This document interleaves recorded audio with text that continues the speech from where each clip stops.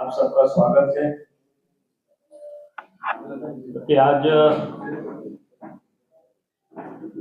विषय से आप सब लोग परिचित हैं। इस विषय बिल्कुल ज्वलंत मुद्दा है और चर्चाएं इसकी जोर शोर से भी हो रही है। तो मुझे लगा कि आप सब लोगों के साथ एक बार हम इस पर बात करें ताकि राज्य की जनता को भी क्लियरिटी होनी चाहिए,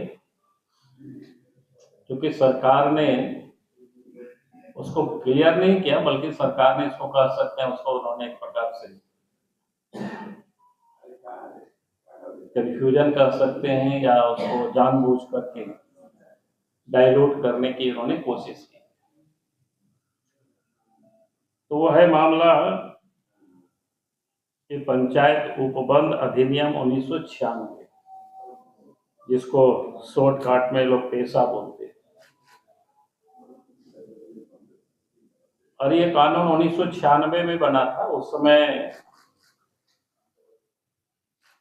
मतलब देश में कांग्रेस की गवर्नमेंट थी और इस कानून को बनाने के पीछे का जो मकसद रहा और कारण रहा, तो ये हमें इस बात को समझनी चाहिए गंभीरता से, क्योंकि इस देश के अंदर में 700 से अधिक अनुसूचित जनजाति वर्ग के लोग रहते हैं और झारखंड में भी अब शायद 35 हो गया है संख्या, क्योंकि कई जातियों को फिर ट्राइबल की सूची में शामिल किया गया है। तो ये जो इतनी बड़ी 700 से अधिक जातियां देश में है, तो एक आर्थिक रूप से, सामाजिक रूप से, सांस्कृतिक रूप से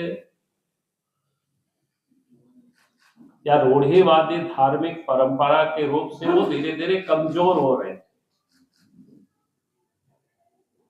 तो सरकार को ये महसूस हुआ, केंद्र को, कि भाई हमें इनको मजबूत करना है और इनको मजबूत करने के लिए ये जो हमने कहा कि पंचायत उपबंध अधिनियम 1996 लाया गया। उसमें से बहुत सारे क्लॉज है, उसमें से इसमें नियमावली सरकार को लानी थी जो इस समय उन्होंने सरकार लाई। उसमें ने कहीं उन्होंने कंफ्यूजन को पैदा किया है। तो बाकी तो बहुत सारे लंबे चौड़े हैं, मैं उस ओर जाना भी नहीं चाहता हूं। उसमें से इस एक्ट का जो मूल भाव वो क्या है, वो मैं सिर्फ आप सब लोगों से एक पारा में पढ़ना चाहूंगा।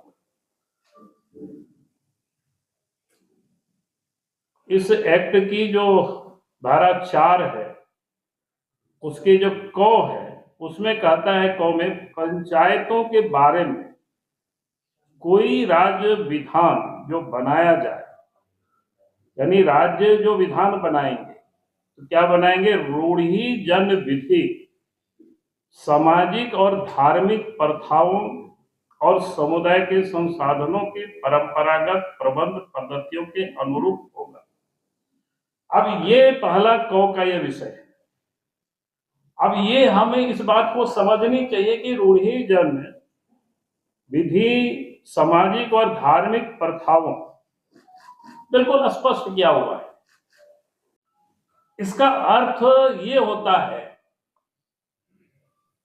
कि भाई जो लोग भी फेथ और प्रैक्टिस करते हैं, ये जो हमने कहा कि झारखंड में जैसे 35 जातियां हैं जनजाति में से और पूरे देश में 700 अधिक है।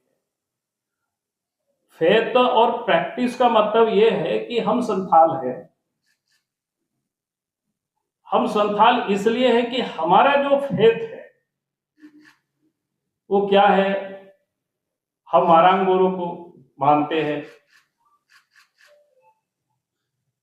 जाहिर आयो को मानते हैं, और प्रैक्टिस हमारा क्या है कि हम जाहिर थान में पूजा करते और मांझी थान में हम पूजा करते इन देवी देवताओं की। ये हमारा प्रैक्टिस है। इस एक्ट में उसी बात को कहा कि जो अपनी क्या कहते हैं, रूढ़ी जन विधि और सामाजिक और धार्मिक प्रथाओं को जो मानता है, यानी उनको संरक्षित करने के लिए कानून बनाया गया। यानी ग्राम सभा के अध्यक्ष होंगे तो इन प्रथाओं को जो मानता है, यानी जो प्रैक्टिस भी करता है और फेथ भी करता है, यानी विश्वास भी है उनके प्रति। अगर ये मान लो कि हमने जैसा कहा कि हम संथाल हैं, कि हम मारांग गुरु के प्रति हमारा फेथ समाप्त हो गया, हमने छोड़ दिया, जाहिर आयों को हमने छोड़ दिया, मांझी थान और जाहिर थान में जो पूजा प्रैक्टिस करते थे उसको हमने छोड़ दिया। तो जो इस प्रकार की जो उन्होंने प्रैक्टिस को छोड़ दिया, उस रूढ़ी जन जो परंपराएं हैं, तो फिर वो ग्राम सभा के अध्यक्ष नहीं बन सकते, इसका बिल्कुल स्पष्ट है। इसीलिए इन्होंने इसको उल्लेख किया था उस एक्ट में, रूढ़ी जन विधि, सामाजिक और धार्मिक प्रथाओं, यानी साफ किया। लेकिन इन्होंने जिस प्रकार से ये जो एक्ट उन्होंने बनाया, उस एक्ट में उसको ही उन्होंने समाप्त कर, ये जो नियमावली बनाया उसमें इन्होंने इसी को समाप्त किया है हेमंत सोरेन की सरकार ने। उसमें आप सब लोगों के समक्ष आया भी होगा विषय।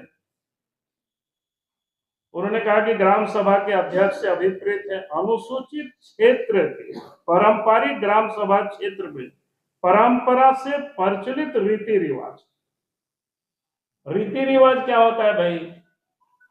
रीति रिवाज तो जैसा होता है ना, बोलचाल में कोई होता है, या फिर नाच गान वगैरह वगैरह, जो रीति रिवाज इस यहाँ तक ही सीमित होता है। जिस फेथ और प्रैक्टिस की जो मैं बात कर रहा हूँ, जो धार्मिक अनुष्ठान, ये क्या रूढ़िवादी विधि और सामाजिक धार्मिक स्पष्ट उल्लेख किया हुआ है। हम ये नहीं कह रहे इस एक्ट में, 1996 के एक्ट में, लेकिन हेमंत सोरेन की सरकार ने इसी को समाप्त किया है। और इसलिए समाज को ये आपत्ति है, और मैं आज भी कहूंगा कि राज्य के मुख्यमंत्री से और सरकार से जिस प्रकार से इस एक्ट के क में जो उल्लेख किया हुआ है उसको हूबहू उनको उल्लेख करना चाहिए, वहां उसका कोई इधर उधर छेड़छाड़ नहीं करना चाहिए। हम अगर इस फेथ को, हम संथाल है, अनुसूचित जनजाति में, जैसे झारखंड में 35 है तो एक जाति संथाल है, हम अगर संथाल हैं तो हमारी जो प्रैक्टिस में मांझी थान में पूजा करना है, प्रैक्टिस में जाहिर थान में पूजा करना है। अगर जिस दिन मांझी थान और जाहिर थान में पूजा नहीं करे तो प्रैक्टिस ये हमारा छूट गया, यानी जाहिर आयो क्या आयो, और मारंग गुरु को हम नहीं पूछते हैं। चुनाव के समय में भी आप लोगों ने कहा था लव जिहाद लैंड जिहाद, क्या ये माना जाए कि लव जिहाद लैंड जिहाद का ही एक अगला कड़ी एक पेशा वाला मामला है, जहाँ पर आप कन्वर्टेड लोगों को या दूसरे विचारधारा के लोगों को है? स्वाभाविक, मैं तो क्या कह रहा हूँ, मैं कह रहा हूँ जिनको फैक्ट और प्रैक्टिस, जो ट्राइबल में से जो जनजातीय समाज की, जैसे हमने कहा कि झारखंड में 35 जातियां हैं, तो सबकी अपनी अपनी फेथ है। अगर आप उरांव के बीच में जाएंगे, उनको पूछेंगे कि भाई आप कहाँ पूजा करते हो, वो बताएगा आपको। हुंडा के बीच जाएंगे, वो भी बताएगा, हो के बीच, खड़िया के बीच, भोक्ता के बीच, जहां भी आप जाएंगे। क्योंकि मैं संथाल हूं इसलिए मैंने संथाल का उल्लेख किया यहाँ पर कि हमारा फेथ क्या है, हमारा प्रैक्टिस क्या है। अगर हम उस फैक्ट और प्रैक्टिस को हम छोड़ देंगे तो इस एक्ट के मुताबिक हम उस ग्राम सभा के अध्यक्ष नहीं हो सकते हैं, यानी हमारा वो फैक्ट समाप्त हो गया। अब क्या होगा? आपको नियमावली बना दी, नहीं, नियमावली उन्होंने बना दी, एक तो कार्य सरकार उस पर पुनर्विचार करे और जैसा एक्ट में है प्रोविजन वैसा ही उसको डाले, उसमें कोई छेड़छाड़ नहीं करे। अगर वो नहीं बदलेंगे तो हमारी पार्टी एक एक गांव में जाकर के लोगों को बैठा करके बताया जाएगा इन्होंने किस प्रकार से आपकी जो भारत सरकार पार्लियामेंट की बने हुए कानून में जो अधिकार दिया था, जो फैक्ट और प्रैक्टिस करने वालों को, और उस पर इन्होंने डाका डाला है। कानून का उल्लंघन में तो सबसे बढ़िया रास्ता कोर्ट का है। नहीं, कोर्ट हम जनता की अदालत में जाना पसंद करेंगे, क्योंकि अंतिम जो व्यक्ति है जिनके लिए दिया गया है, कोर्ट के जाने के बारे में अभी हमने सोचा नहीं, लेकिन ये तो मैं जरूर पार्टी के ये में हम कह सकते हो कि भाई हम गांव में जाकर के लोगों को बैठा के समझाएंगे। उस एक्ट में एक लाइन में ही लिखा हुआ है, कोई उसमें से हमारी ओर से और कोई कहेगा बीजेपी बनाए, ऐसा भी नहीं है। क्योंकि जिस समय ये एक्ट बना है उस समय तो नरेंद्र मोदी जी भी क्या बोलते हैं, कोई एमएलए एमपी भी नहीं थे, ना प्रधानमंत्री ना मुख्यमंत्री, कुछ भी नहीं थे उस समय। तो उस समय एक्ट बना है और कांग्रेस की गवर्नमेंट में एक्ट बना है, तो कांग्रेस के लोगों से भी हमको बड़ी आश्चर्य होता है। भाई आपकी राज्य में आपकी सरकार में जो एक्ट बना, जिन लोगों के लिए एक्ट बनाया, उन लोगों से आप उस हक को क्यों छीन रहे हो? और जिन लोगों ने वो जनजाति की हैत और प्रैक्टिस को छोड़ दिया, उनको देने पर क्यों आमादा? ये कांग्रेस ने जो वो मंत्री है रामेश्वर, उन्होंने भी आपकी बात बोल रहा हूं कि मेरा इशारा मैं किसी की ओर नहीं कर रहा हूं, वही तो कह रहा है। एक्ट में जो लिखा हुआ, एक्ट में यही लिखा हुआ, जनजाति समाज की जो हैत है उसमें से और प्रैक्टिस है, जिन्होंने उस हैत और प्रैक्टिस को छोड़ दिया। हैत मतलब विश्वास, हमको जिस पर विश्वास है, देवी देवता। प्रैक्टिस मतलब हम उसकी जो उपासना करते, पूजा करते, कहां पर हमारी है। बाकी तो ठीक है, आदमी कहीं भी जाता है, लेकिन एक जाति के नाते हमारा जो फेथ है, एक जाति के नाते हमारा जो प्रैक्टिस है, तभी हम संथाल कहलाएंगे। और वो फेथ और वो प्रैक्टिस को अगर हमने छोड़ दिया तो फिर हम संथाल नहीं होंगे। फिर हम उस जनजाति क्या कहते हैं उसमें से जो ग्राम सभा में अध्यक्ष होना है, तो फिर कैसे वो होंगे अध्यक्ष? तो जान करके जिनके लिए ये कानून बनाया है, उस कानून को समाप्त करके और उन्होंने नया से परिभाषित कर दिया ताकि उनका हक और लोग आप ले जाएं, तो ये नहीं चलेगा। मेरा 2-3 सवाल है। हाँ बोलिए। के लोग नहीं, मैंने क्या कहा, कोई ताना भगत अपना मूल प्रैक्टिस को नहीं छोड़ा है। हमने फिर कह रहा हूं, खाना और कपड़ा वो प्रैक्टिस नहीं होता है, वो रीति रिवाज में चलेगा। प्रैक्टिस जो कह रहे हैं ना कि हम उरांव हैं, तो हमारा जो प्रैक्टिस है, हमारा जो फेथ है, वो बिल्कुल क्लियर है। जो कन्वर्टेड संथाली है, हाँ, ये कहते हैं कि वे भी जाहिर स्थान में जा रहे हैं। ठीक है, हम चर्च भी जाते हैं, कोई बात नहीं, लेकिन जाहिर स्थान में जाते हैं, हम भी वहाँ पूजा करते हैं। तो देखिए मैंने तो नहीं देखा है ऐसा पूजा करते हुए और वहां कोई प्रसाद खाते हुए, मैंने देखा नहीं। आप बोल रहे हैं तो अच्छी बात है। खूंटी में हत्या हुई है, पढ़ा राजा। देखिए अभी तो मैं इतना ही बात करूंगा, फिर उसमें बात करेंगे। अब एक दूसरा वर्ग आता है जिसका विनय जी ने अभी आपसे चर्चा की है कि एक मंदिर में भी जाके नवरात्रि में भी कलश रख के उपवास रख के उस पे भी विश्वास। अरे हम क्या कर रहे हैं, हम कह रहे हैं कि भाई आप बात समझो, पूजा करना कहीं भी हम करते, लेकिन हमारे संथाल जातियों की जो फेथ है, जो मुंडा जातियों की जो फेथ और प्रैक्टिस है अपने समाज के, आपको पांडे जी क्यों कहा जाता है? आपका कुछ तो फेथ होगा ना। अब लिखिए हिंदू कल से, अब मत लिखिए पांडे जी, अब मत लिखिए त्रिवेदी जी, अब मत लिखिए यादव जी। अरे हम लोग सब एक ही है, रक्त ग्रुप सबका एक ही है। कुछ तो आपका फैक्ट होगा हमसे, तभी तो आप अपने को कहते हैं कि हम पांडे ब्राह्मण हैं, कोई कहता है कि हम बनिया हैं, कोई कहता है तेली है, कोई कहता है कि हम बड़ाइक हैं। कुछ तो फेथ होगा ना उसमें से। वो जो जनजातियों को जो शामिल किया, उसका जो फेथ है, उनका जो प्रैक्टिस है, उसको बचाने के लिए, उसको मजबूत करने के लिए एक्ट बना है पांडे जी। इस बात को समझिए। हम मंदिर भी जा सकते हैं, हम मस्जिदों में भी जा सकते हैं, क्या दिक्कत है, जाते ही हैं। लेकिन हमारा जो फेथ है वो बिल्कुल अलग है। जाने में कहां मनाही है, कोई भी आते ही है। हमारे पर्व त्योहार में भी कोई भी नाचता है, आप भी नाच सकते हो, कोई दिक्कत क्या है। आप भी आकर के हमारे पूजा में प्रसाद खा सकते हो, वो भी कोई दिक्कत नहीं है।